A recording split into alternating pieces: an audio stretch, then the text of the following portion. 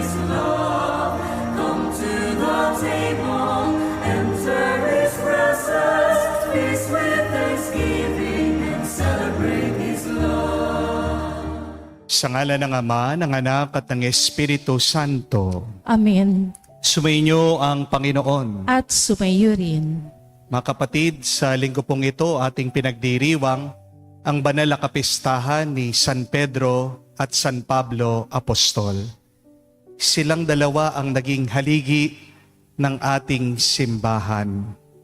At tayo ay naanyayahan din. Kung gusto natin maging mabuting Kristyano, makatulong din sana tayo sa pagpapaunlad, sa pag-aangat, sa pagpapasaayos ng ating banal na Santa Iglesia. We pray that we be like them, contribute to the upbuilding of the church. Pero aminin natin, marami sa atin, imbis na makatulong, tayo'y nakakasira. Imbis na maging pundasyon, tayo'y nagiging anay ng simbahan, ng lipunan, ng ating mga pamilya. Ito ay dahil tayo'y makasalanan. Minin natin ang ating mga pagkakamali, ang ating pagkukulang sa mga pagkakataon na kung saan hindi tayo nakatulong sa iba at hindi tayo nakapagbigay ng kalwalhatian sa Diyos. Naway sa ating pagpapakumbaba at paghingi ng tawad sa Kanya, makita tayo minsan pa maging karapat-dapat makatanggap sa mga banal na misteryo. Inaamin ko Sa makapangyarihang Diyos at sa inyo mga kapatid, na lubha akong nagkasala sa isip, sa salita, sa gawa, at sa aking pagkukulang. Kaya isinasamo ko sa mahal na Birheng Maria, sa lahat ng mga anghel at mga banal, at sa inyo mga kapatid, na ako'y ipanalangin sa Panginoong ating Diyos. kawan tayo ng makapangyarihang Diyos, patawarin tayo sa ating mga kasalanan, at patnubayan tayo sa buhay na walang hanggan. Amen.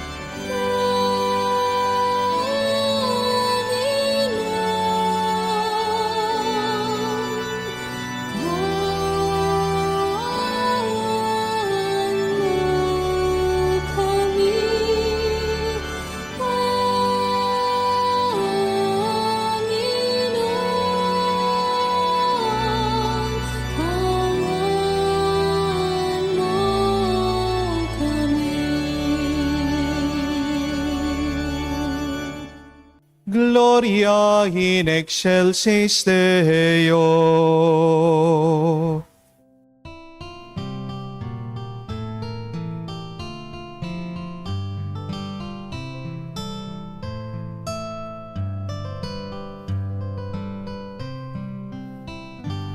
Luwalhati sa Diyos sa kaitaasan, kaloob sa lupa ay kapayapaan. Pinupuri ka at ipinanggarangal, sinasamba ka dahil sa dakila mong kalwalhatian. Panginoon naming Diyos, Hari ng langit, Amang makapangyarihan, Panginoong Jesucristo, bugtong na anak ng Diyos, Kordero ng Ama. Ikaw na nag-aalis ng mga kasalanan, ng sanlibutan. Tanggapin mo ang aming kahilingan, ikaw na naluluklok sa kanan ng Ama. Maawa ka sa amin, ikaw lamang ang banal, Panginoong Hesukristo, kasama ng Espiritu, sa luwalhati ng Ama. Amen, amen, amen, amen. Manalangin tayo.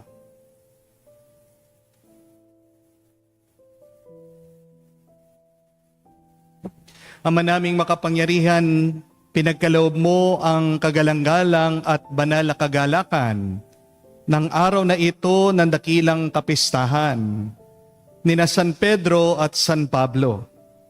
Pagbigyan mong masunod ng iyong sambayanan sa lahat ng larangan ang pinamana ng mga pinagbuhatan ng simula ng reliyon.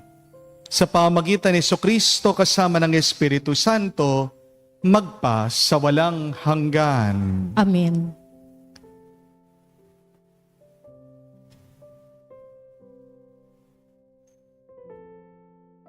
Pagbasa mula sa mga gawa ng mga apostol.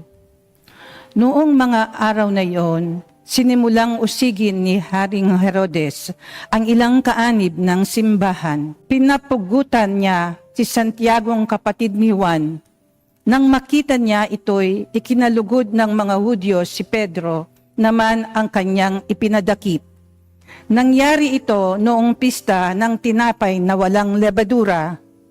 Pagkadakip kay Pedro, ito'y ikinulong at pinabantayan sa 4 na pangkat ng 4 na kawal.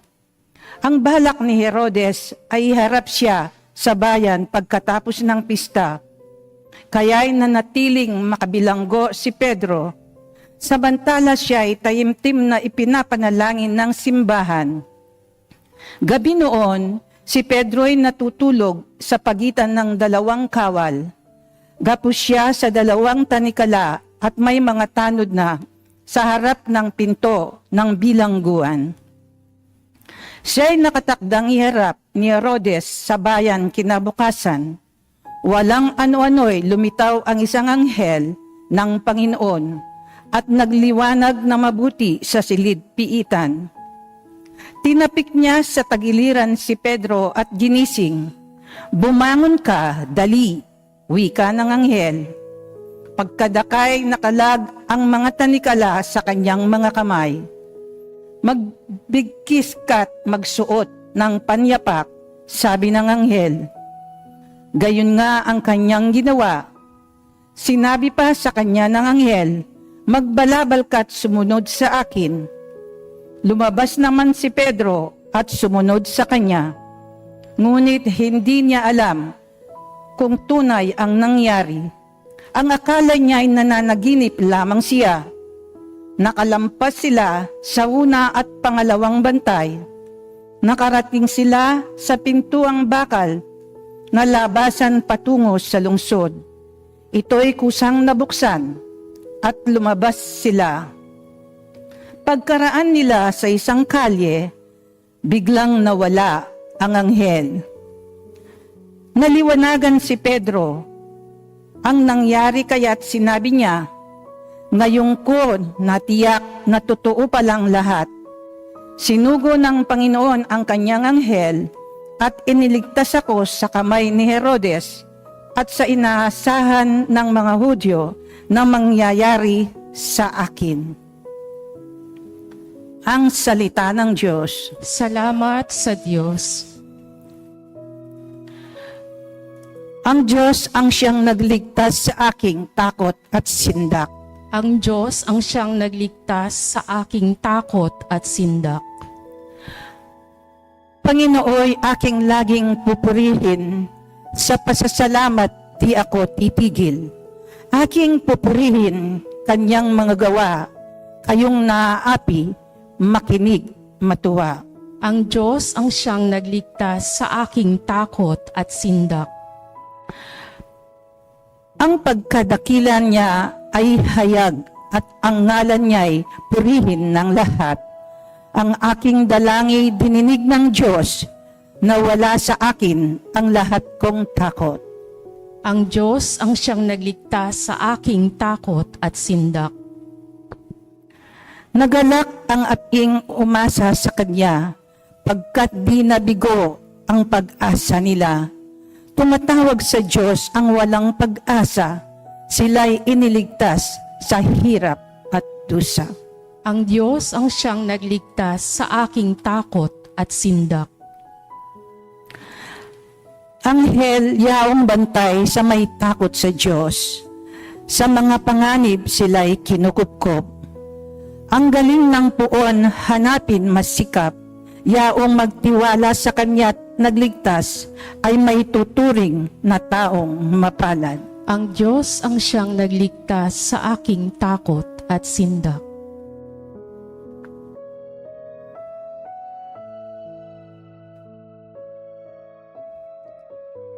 Pagbasa mula sa ikalawang sulat ni Apostol San Pablo kay Timoteo.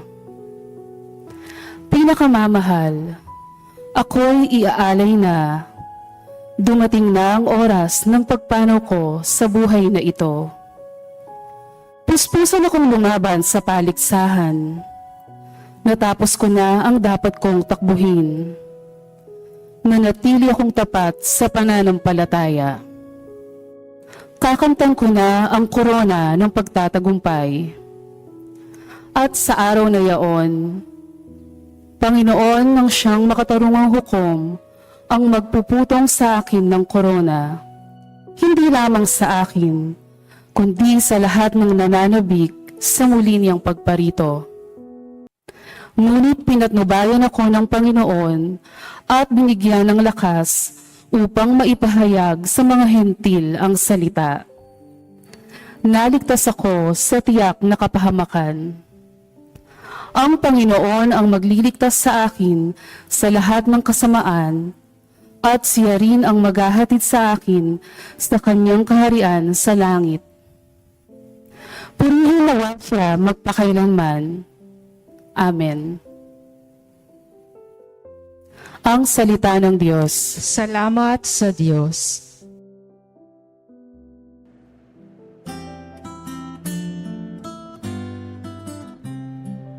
Alleluia, alleluia, alleluia, alleluia,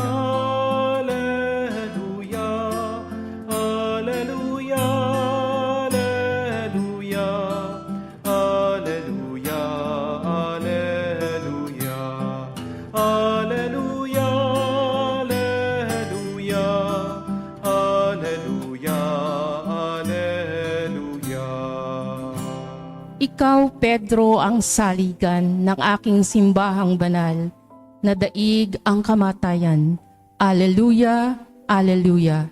Sumainyo ang Panginoon. At sumayo rin. Ang mabuting balita ng Panginoon ayon kay San Mateo. Papuri sa iyo, Panginoon. Noong panong yun, dumating si Jesus sa lupain ng Cesarea ng Filipos. Tinanong niya ang kanyang mga alagad, sino raw ang anak ng tao ayon sa mga tao? At sumagot sila, ang sabi po ng ilan ay si Juan Bautista kayo. Sabi naman ng iba, si Elias kayo. At may nagsasabi pang si Jeremias kayo o isa sa mga propeta. Kayo naman, ano ang sabi ninyo? Sino ako? Tanong niya sa kanila, sumagot si Simon Pedro, kayo po ang Kristo, ang anak ng Diyos na buhay. Sinabi sa kanya ni Jesus, mapalad ka, Simon, na anak ni Jonas, sapagkat ang katotohanan ito ay hindi inihayag sa iyo ng sinumang tao, kung hindi ang aking Ama na nasa langit. At sinasabi ko naman sa iyo, ikaw ay Pedro. At sa ibabaw ng batong ito ay itatayo ko ang aking simbahan. At hindi makakapanaig sa kanya kahit ang kapangyarihan ng kamatayan. Ibibigay ko sa iyo ang mga susi ng kaharian ng langit.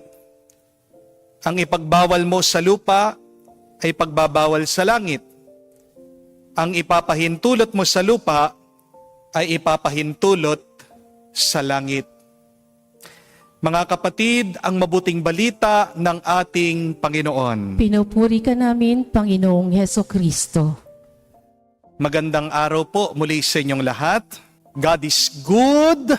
Sobra-sobra. Sobra-sobra. God is good. Pakisabihan nyo naman po ang inyong mga katabi. God is good. No, God is good. Welcome po sa ating banal na misa. Meron po akong baon dito. At ang nasa loob po ng bag ay mga biskwit, tinapay. Gusto niyo po ba ng biskwit? Kung pwede ko lang po kayong mabigyan, kayong mga nandyan sa online, kung pwede lang lumabas yung aking kamay dyan, ilalabas ko po, bibigyan ko kayo ng mga biskwit. Sigurado po, gusto niyo po ng biskwit. Ganito po nag-umpisa ang klase ng isang teacher. Nagbigay po siya ng biskwit, ng tinapay sa kanyang mga estudyante. At ito naman po, mga bata, mga pupils niya, talagang gustong-gusto yung kanyang binigay. Kinain nila, tinikman nila, sarap na sarap sila doon sa mga biskwit, doon sa mga tinapay. Pero nag-iba po yung kanilang expression, yung kanilang reaction, nung nilabas na po nung teacher, yung talagang lalagyanan ng tinapay. Meron pong aso. At ano po ang nakasulat? Dog food. Nung nakita po nila, ang kanilang kinakain ay dog biscuits. Anong ginawa ng bawat isa? Nagsuka. Niluwa po yung kanilang kinakain. Lumabas yung iba. Hinuhugasan yung kanilang bibig, yung kanilang mga dila. At dito po, nagturo ng napakagandang aral. Ito pong teacher, ito pong guro. Ang sabi po niya, ang ating nalalasahan, ang ating natitikman ay hindi lang ang pagkain. Pati din po ang salita na titikman natin at nalalasa natin. At minsan, mas malakas pa yung ating karanasan sa salita kesa sa mismong pagkain. He said that we don't just taste food, we taste words. And sometimes the power of words are stronger than the taste of the food. O nga naman po, no? May kapangyarihan, may lakas ang mga salita. Lalong-lalo na pwedeng baguhin ng salita ang ating mga karanasan, ang ating pananaw sa buhay. Words have the power to change and transform people, places, and our experience. Dito po natin mauunawaan at maiintindihan bakit pinalitan ni Jesus ang pangalan ni San Pedro. Ang pangalan po talaga, originally, ni San Pedro ay Simon. Pero tinawag ni Jesus si Simon bilang Petrus o Pedro. Ang ibig po sabihin ng Petrus o Pedro ay bato, rock. Dahil dati po si Simon, inamin naman niya, makasalanan siya. Diba? Ganito sila unang nagkatagpo ng ating Panginoon. Lord, Saint Peter told Jesus, "Depart from me, for I am a sinful man." Pero kahit na pinili siya ng Panginoon, gusto ni Jesus nang magbago siya, iwanan niya yung kanyang pagkakasala. Paano mangyayari yon? Kailangan baguhin siya umpisa sa kanyang pangalan. Dahil siya ang magiging pundasyon ng kanyang simbahan. Kaya binigyan siya ng nakaangkop na pangalan. Petrus, Pedro, ang matatag na bato. Ang dati pong pangalan din ni San Pablo ay Saulo. Saul is the name of the first king of Israel. Natatandaan niyo po, si Haring Saul. And Saul means to borrow, to lend, ang pahiramin. Pero magsimula nung naranasan ni Saulo ang muling nabuhay na Panginoon, nagbago po ang kanyang buhay. Para magkaroon ng tanda, ng pruweba, nagbago ng buhay itong si Saulo, binago din niya yung kanyang pangalan. Pablo, Paulus. Ito naman po talaga yung pangalan niya sa kanyang pagka-Romano. His Roman name is Paul. At alam niyo po ba kung anong ibig sabihin ng Pablo? Ito po, ang maliit, ang huli, ang aba, ang nagpapakumbaba. Dati pong nakakapatay ng Kristiyano si San Pablo. Pero dahil tinanggap na niya si Jesus sa kanyang buhay, nagbago na siya. At ang pagpapalit ng pangalan ni San Pablo ay tanda na tapat na siya kay Kristo. Inamin nga po ni San Pablo na kahit na tinatawag siyang apostol, siya ang pinakamaliit, siyang pinakahuli sa lahat ng mga apostol. Saint Paul actually said, "From among the apostles, I am the least." Bagay na bagay yung pangalan niya sa kanya. Paulo, the least, the last, the humble. Ang dating mapagmalaki na si Saulo, dahil sa pagbabago niya, ngayon naging mapagkumbaba at tapat siyang sugo ng Panginoon. Tingnan niyo po mga kapatid, sa simpleng pagpapalit lang ng salita o ng pangalan, nagbabago ang pagkatao ng isang tao. At dahil sa kanilang pagbabago, binago din nila ang mundo. Dahil kay San Pablo at kay San Pedro, lumaganap na ngayon ang ating pananampalataya kay Kristo. At ito din po ang mabuting balita para sa atin. Binago ng Panginoon ang ating pagkatao. At ito ay nag-uumpisa sa ating pangalan. Nung nabinyagan tayo, tinawag na tayong mga Kristiyano. Ang maliit na plato ay platito. Kaya nga ang maliit na Kristo ay Kristiyano. Hindi po Santo Niño. Ang Santo Niño, batang Kristo. Pero ang maliit na Kristo ay Kristiyano. Magandang pagmunihan po. Ano ang mga salita o pangalan na aking ginagamit o binibigkas sa aking buhay? Ang mga salita o pangalan ba na aking ginagamit, tunay bang nakakatulong? O baka naman ito ay nakakasama? Are the words, the names that I use, are they very helpful or are they hurtful? Meron pong dalaga na pumunta dito sa parokya. Nagpapatulong po siya, nag-open up siya sa akin sa kanyang problema. Iyak na siya ng iyak dahil narinig po niya yung kanyang lola. Sinisiraan, pinag-uusapan, pinagchichismisan ang nanay niya. Dahil ang kwento po, ayaw daw ng lola niya talaga doon sa nanay niya. Pero aksidente po, narinig niya yung kanyang lola. Sabi, ang landi-landi daw ng kanyang nanay. Wala daw silbi ang kanyang ina. Napakasakit po para sa bata ito. Siyempre nanay niya yon, hindi po ba? Iyak ng iyak itong dalaga. Sabi niya, hindi ko mapapatawad ang lola ko, Father. Ang sabi ko, kung pangit man ang ugali ng iyong lola, huwag kang tutulad sa kanya. Alisin mo ang galit sa puso mo at sabihin mo ito, paulit-ulit pagdasal mo. I forgive, I forgive, I forgive. Kaya madalas nahihirapan tayong magpatawad sa isang tao. Dahil wala sa bokabularyo natin ang pagpapatawad. Hindi po ba? Sinasabi natin, mahirap magpatawad. Kaya tingnan niyo po, anong karanasan natin? Mahirap tayong magpatawad. Pero kung yan ang sasabihin mo at paniniwalaan mo, masakit man, pinapatawad ko siya, pinapatawad ko siya, pinapatawad ko siya. Yan ang iyong magiging karanasan. Magiging posible, makakapagpatawad ka at magiging payapa ka sa iyong buhay. Amen? Tingnan nyo na, minsan yung salita ng isang tao tumatagos sa atin, nakakasugat sa ating mga puso. Kahit na hangin lang po ang mga salita, hindi po ba? May dala itong bigat, may kapangyarihan pa rin ito. Kaya mag-ingat po kayo sa mga salita na sinasabi nyo o sa mga salita na iniisip nyo. Amen? Bakit po sa tingin nyo, hindi pa umaasenso, hindi umaayos ang ating bansa? Kasi kasalanan din po natin . Baka naman sa mga paulit-ulit nating mga salita na sinasabi, binibigkas. Paano nyo po dinidescribe ang Pilipinas, ang mga Pilipino? Ano yung mga salita natin para ilarawan ang bawat isa? Diba? Aminin nyo, sinasabi natin, ang mga Pilipino, walang disiplina.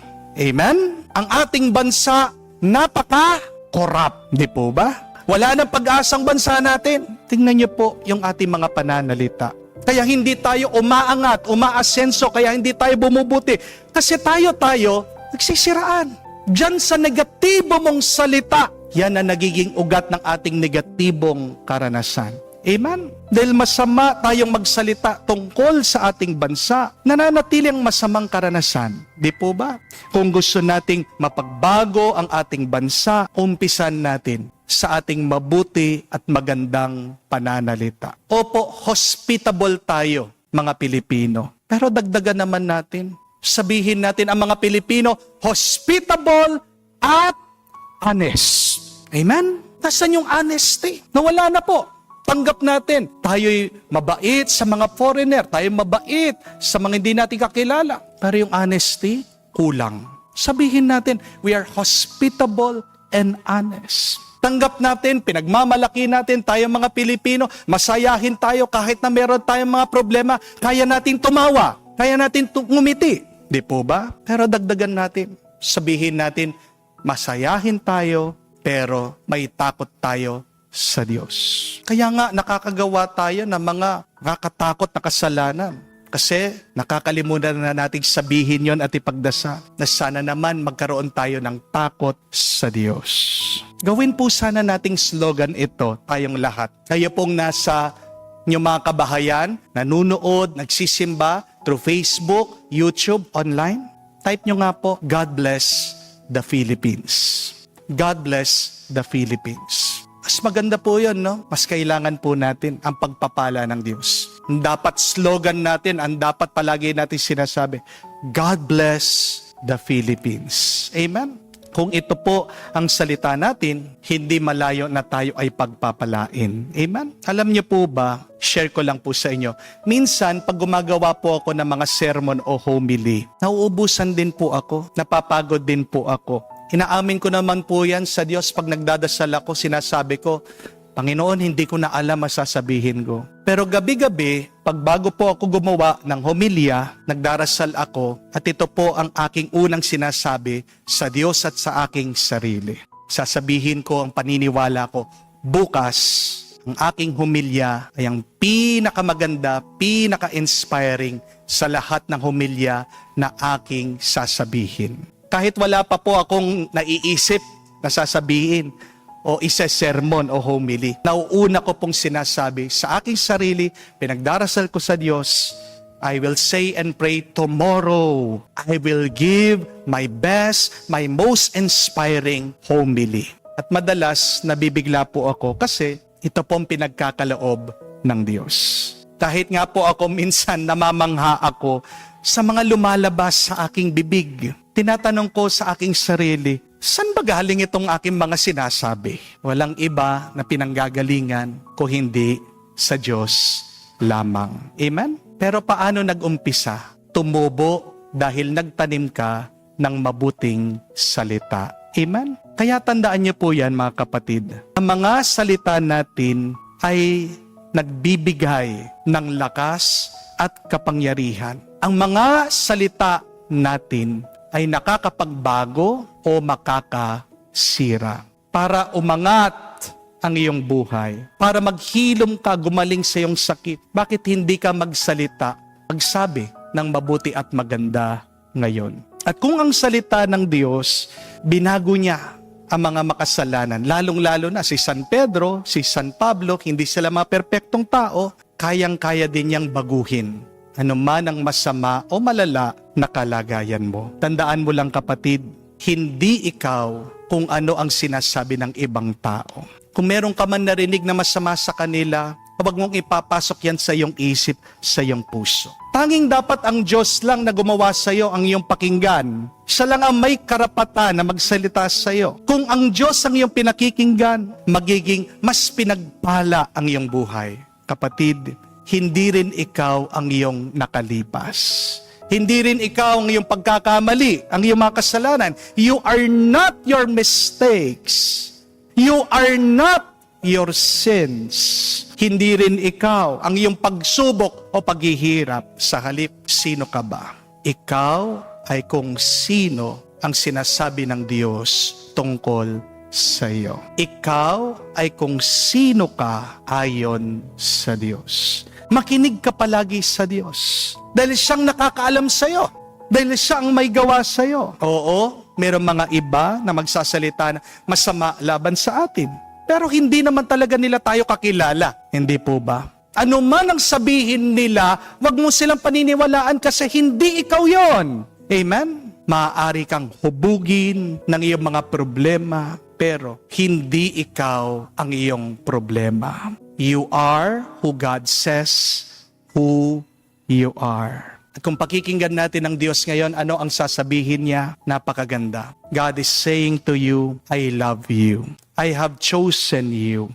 I have redeemed you. I have saved you. I am sending you. Mahal ka ng Diyos, diligtas ka ng Diyos, pinili ka ng Diyos, at sinusugo ka ng Diyos.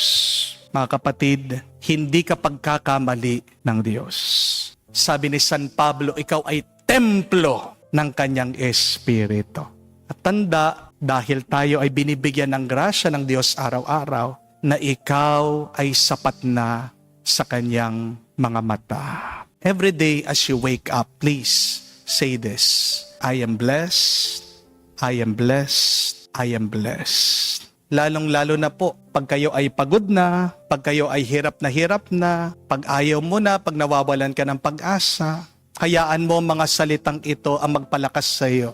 Sabihin mo ulit-ulitin, I am blessed, I am blessed, I am blessed. Mga kapatid, magandang paalaala. Mag-ingat ka sa mga salita ng iyong iniisip, binabanggit, sinasabi, dahil yan ay ang buto para tumubo sa iyong buhay. Tigilan mo na sinasabi na malas ka, mahirap ka, mabigat ang buhay, buwisit ang buhay. Hindi.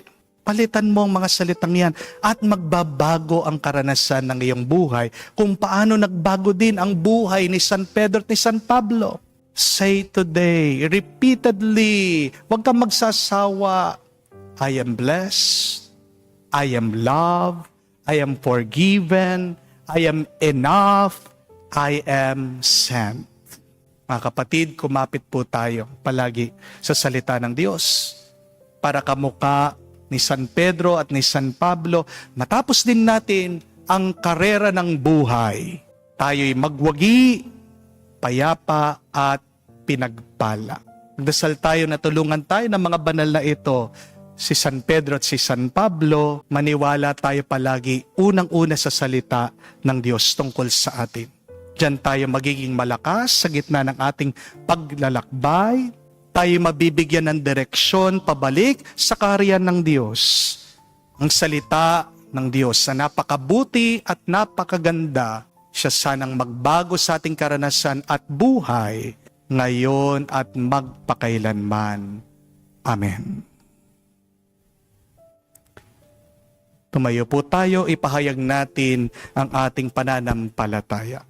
Sumasampalataya ako Sa Diyos amang makapangyarihan sa lahat, na may gawa ng langit at lupa. Sumasampalataya ako kay Jesucristo, iisang anak ng Diyos, Panginoon nating lahat. Nagkatawang tao siya lalang ng Espiritu Santo. Pinanganak ni Santa Mariang Birhen, pinagpakasakit ni Poncio Pilato, ipinako sa krus, namatay, inilibing, nanaog sa kinaroroon ng mga yumao, nang may 3 araw na buhay na magmuli, umakyat sa langit, naluklok sa kanan ng Diyos amang makapangyarihan sa lahat. Doon magmumulat paririto at huhukom sa nangabubuhay at nangamatay na tao. Sumasampalataya naman ako sa Diyos Espiritu Santo, sa banal na simbahang Katolika, sa kasamahan ng mga banal, sa kapatawaran ng mga kasalanan, sa pagkabuhay na muli na nangamatay na tao, at sa buhay na walang hanggan. Amen. tikib ng pasasalamat sa Panginoon sa kanyang paghirang kina Pedro at Pablo para sa mabigat na tungkulin, mamuno at mamatnubay sa simbahan. Manalangin tayo at ating sabihin, Panginoon, dinggin mo kami. Panginoon, dinggin mo kami. Para sa simbahan, naway sa harap ng mga paghamon at suliranin, makapagpatuloy ito sa pagtitiwalang si Kristo ang siyang namamatnubay at nagpapastol sa ating lahat. Manalangin tayo.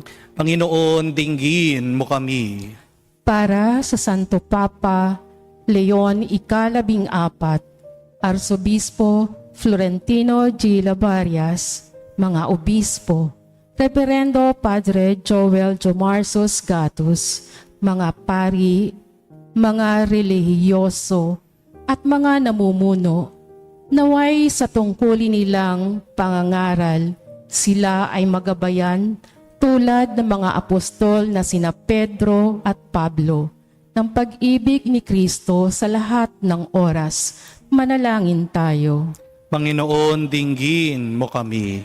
Para sa mga namumuno sa atin, sa mga tanggapang pambansa at lokal, naway sa halimbawa ng mga apostol na sina Pedro at Pablo, makilala nilang ang tunay na pamumuno ay nasa paglilingkod ng may kababaang loob, matibay na pagtitiwala sa Panginoon, at kahandaang humarap sa mga pagsubok at pagtitiis.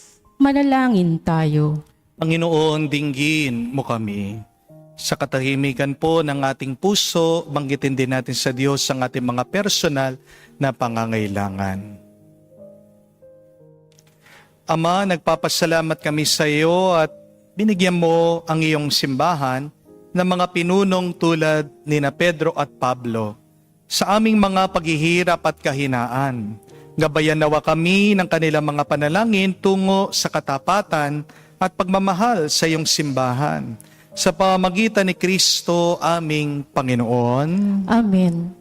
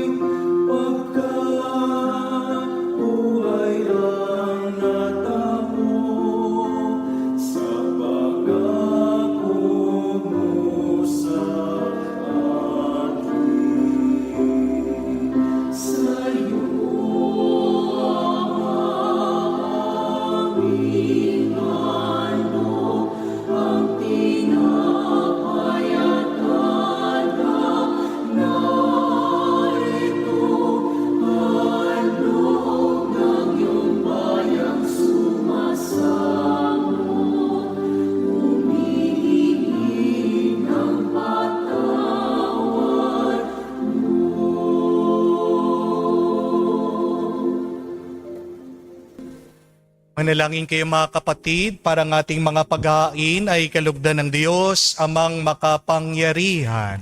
Tanggapin nawa ng Panginoon itong paghahain sa iyong mga kamay, sa kapurihan niya at karangalan sa ating kapakinabangan at sa buong sambayanan niyang banal. Ama naming lumikha, ang mga alay na aming inihahandog para sambahin ang ngalan mo, ay patnubayan nawa ng panalangin ng mga apostol, na magharap din nawa sa amin bilang mga nakatalaga sa iyo, para ipagdiwang ang paghahaing ito. Sa pamagitan ni Jesucristo kasama ng Espiritu Santo, magpa sa walang hanggan. Amen. Sumayin niyo ang Panginoon. At sumayin niyo rin. Itaas sa Diyos sa inyong mga puso at diwa. Itinaas na namin sa Panginoon. Pasalamatan natin ang Panginoong ating Diyos. Marapat na siya ay pasalamatan. Ama naming makapangyarihan, tunay nga marapat ikaw ay aming pasalamatan. Niloob mo ngayon aming ikagalak na si San Pedro at San Pablo, kapwa matapat, sa pananampalatayang inihayag at inilaganap. Binuo ni San Pedro ang sambayanang tinipon, ng anak mong pinapanaligan ng ilan sa Israel noon. Si San Pablo ay tagapagturo at tagapagpaliwanag sa iba't ibang mga tao na nais mong matawag. Silang dalaway mayroong magkaibang larangan sa paglilingkod kay Kristo na iisang sambayanan. Kapwa nila tinamo ang putong ng tagumpay na ngayon dinarakila sa buong sanlibutan. Kaya kaisa na mga anghel nagsisiawit ng papuri sa iyo ng walang humpay sa kalangitan, kami nagbubunyi sa iyong kadakilaan.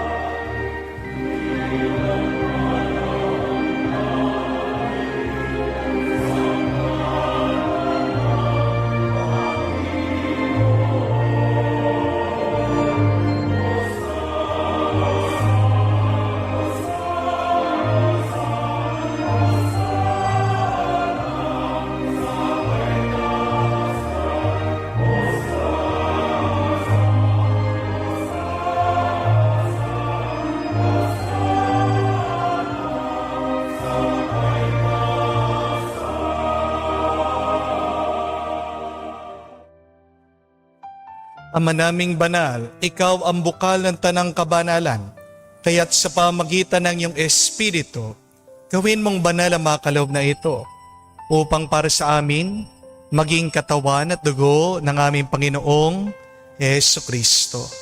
Bago niya pinagtiisang kusang loob na maging handog, hinawakan niya ang tinapay, pinasalamatan kanya, pinaghati-hati niya iyon, inabot sa kanya malagad at sinabi, "Tanggapin ninyong lahat ito at kanin.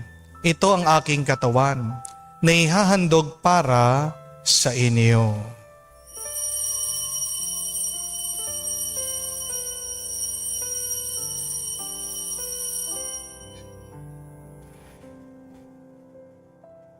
Gayon din naman nung matapos ang hapunan, hinawakan niyang kalis. Muli kanyang pinasalamatan.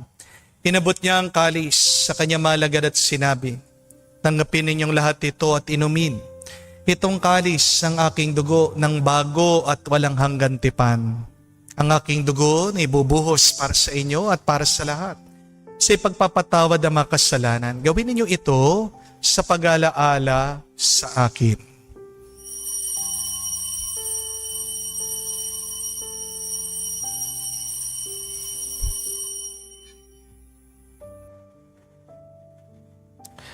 Ang misteryo ng pananampalataya. Aming ipinahayag na namatay ang iyong anak, nabuhay bilang Mesiyas at magbabalik sa wakas para mahayag sa lahat. Ama, ginagawa namin ngayon ang pag-alaala sa pagkamatay at muling pagkabuhay ng iyong anak. Kaya tinialay namin sa iyong tinapay nagbibigay buhay at ang kalis na nagkakalob ng kaligtasan. Kami nagpapasalamat dahil kami yung minarapat na tumayo sa harap mo para maglingkod sa iyo. Sinasamo namin kami magsalo-salo sa katawan at dugo ni Kristo ay mabuklod sa pagkakaisa sa pamagitan ng Espiritu Santo. Ama, lingapin mong iyong simbahan, laganap sa buong daigdig. Puspusin mo kami sa pag-ibig. Kaisa ni Leon ang aming Santo Papa, si Florentino aming Arsobispo at ng Tanang Kaparian. Alalahanin mo rin ang aming mga kapatid na nahimlay may pag-asang sila'y muling mabubuhay. Gayon din naman lahat ng mga pumanaw Kaawaan mo sila't patuloyin sa iyong kaliwanagan. Kaawaan mo at pagindapatin kaming lahat na makasalo sa iyong buhay na walang wakas. Kaisa na mahal na Birhen Maria, Ina ng Diyos. Kaisa ni San Jose ang kanyang malwalahating esposo. Kaisa na mga apostol at lahat na mga banal na namuhay dito sa daigdig na kalugod-lugod sa iyo. May pagdiwang nawa namin ang pagpupuri sa kararangal mo sa pamagitan ng iyong anak aming Panginoong Hesukristo. Sa pamamagitan ni Kristo, kasama niya at sa Kanya, ang lahat ng parangal at papuri ay sa iyo, Diyos Ama, makapangyarihan, kasama ng Espiritu Santo, magpasawalang hanggan. Amen, Amen, Amen, Amen, Amen, Amen. Sa nakakagaling na utos sa turo ni Jesus sa Panginoon natin na Diyos, ipahayag natin ng lakas loob.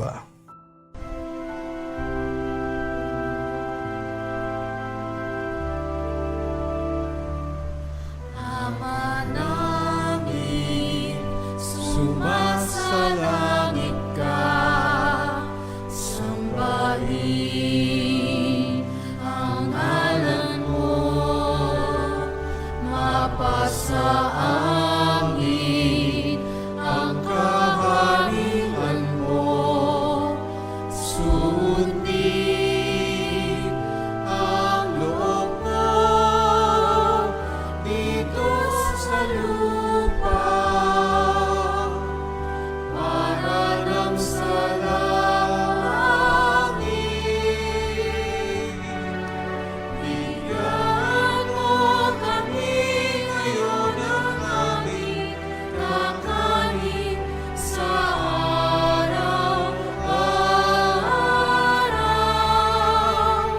at patawarin mo kami sa aming mga sala para ng pagpapatawad namin sa nagkakasala sa amin.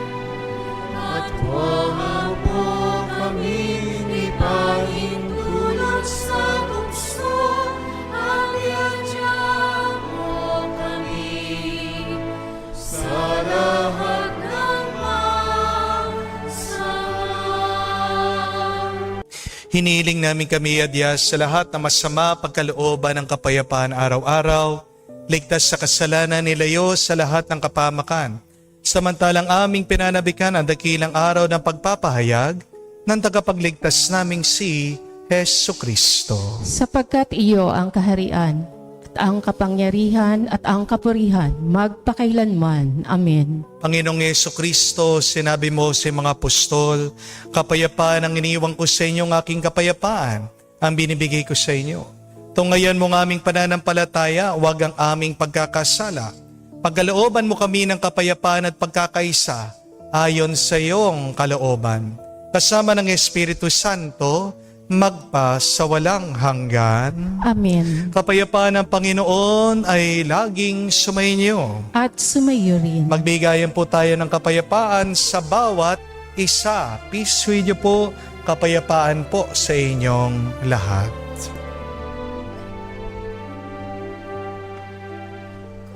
Kordero ng Diyos na nag-aalis ng mga kasalanan ng sanlibutan, maawa ka sa amin. Maawa ka sa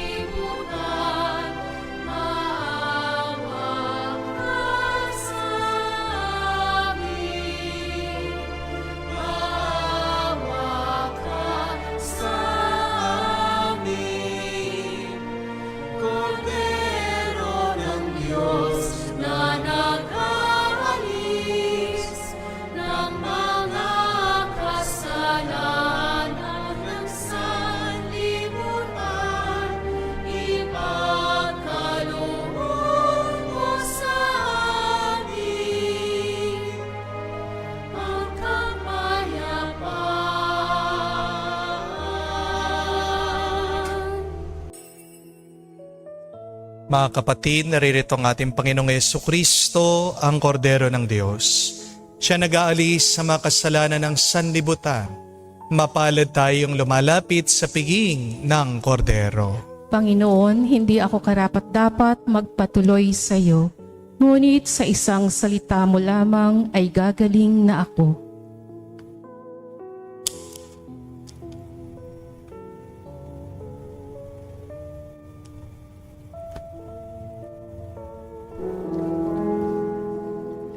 Make me a servant, humble and meek. Lord, let me lift up those who are weak, and make the prayer of my heart always be.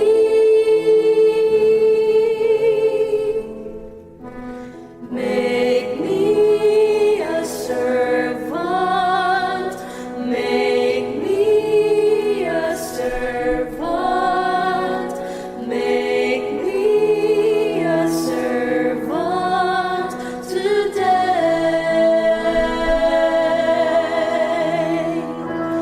Make me a servant, humble and weak. Lord, let me lift up those who are weak, and make the prayer of my heart always be.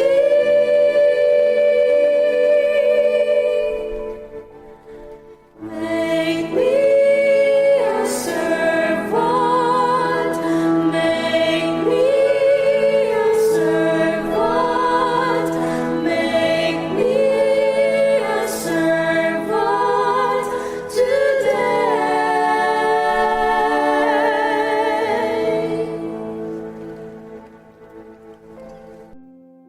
Lumuhod po tayo para sa panalangin para sa mga may sakit. Panginoong Yesus, lumalapit po kami sa iyo ngayon upang idulog ang kagalingan ng mga may sakit. Haplusin niyo po sila at pagkalooban ng panibagong lakas upang sila ay muling makapaglingkod sa iyo. Patawarin niyo po sana sila sa kanilang mga kasalanan at pagkalooban din ng kagalingang pangkaluluwa.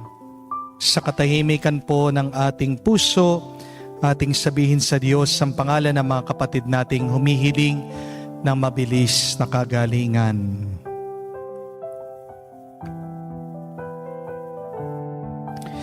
Hinihiling namin ito sa ngalan ni Kristo, aming Panginoon. Amen. Panalangin para sa mga OFW. Ang mga pinapanalangin namin sa iyong natatanging kahilingan ng lahat ng mga nagtatrabaho sa ibang bansa. Tulungan mo sila bawat sandali ng kanilang buhay habang nasa ibang bansa. Palakasin mo sila kapag pinanghihinaan sila ng kalooban. Pagalingin mo sila tuwing nagkakasakit. Aliwin mo sila kapag nalulungkot sila. Ilayo mo sila sa anumang masama at kapahamakan upang magpatuloy sila lagi sa kanilang buhay. Mapahalaga nawa ng kanilang mga pamilya ang bawat sakripisyo nila sa ibang bansa upang wag masayang ang kanilang pagpapagal. Kaawaan at pagkalooban mo ng biyaya ang lahat ng mga OFW dahil sa iyo lamang aasa at wala ng iba pa. Ang lahat ng ito ay aming sama-samang panalangin sa ngalan ni Kristo, aming Panginoon. Amen. Banal na mukha ni Jesus. Maawa ka sa amin. Tumayo po tayo, manalangin tayo. Ama naming mapagmahal, kami pinagsalo mo sa banal na pagkikinabang ay makapamuhay nawa bilang iyong sambayanan. Nananatili sa itinuro ng mga apostol sa paghahati-hati ng tinapay. Nagkaisa ng damdamit isipan at pinatatag ng iyong pagmamahal sa pamagitan ni Jesucristo kasama ng Espiritu Santo magpa sa walang hanggan. Amen. Kung may isang salita na humubog kay San Pedro para siya ay maging mas banal, ito ay ang salitang pagmamahal. 3 beses, kung maalala niyo po, tinanong siya ni Jesus, mahal mo ba ako? At 3 beses sumagot siya, alam niyo po Panginoon, mahal ko kayo. Hindi lang mahal ko, hindi mahal na mahal. Kung may isang salita na tumulong din para magbago si San Pablo, ito ay ang salitang grasya.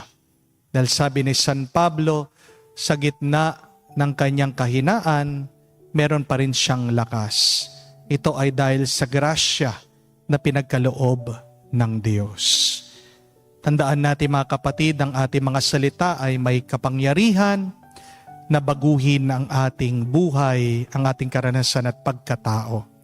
Kaya yan po ang aking assignment sa inyo ngayong araw. Isipin nyo, ano ang inyong isang salita na makakapagpabuti, makakapagpalakas, at makakapagbigay sa inyo ng panibagong pag-asa. What is that one word that would inspire you to move on, to continue every day? I-post niyo po yan sa inyong comment section, sa inyong news feed.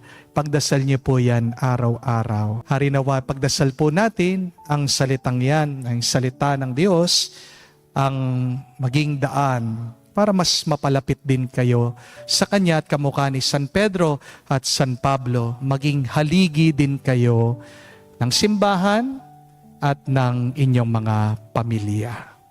Sumainyo ang Panginoon. At sumayo rin. At kayo'y basbasan ng Diyos, makapangyarihan sa lahat. Sa ngalan ng Ama, ng Anak, ng Espiritu Santo. Amen. Ang ating misa ay natapos na. Humayo kayo sa kapayapaan ni Kristo. Salamat sa Diyos.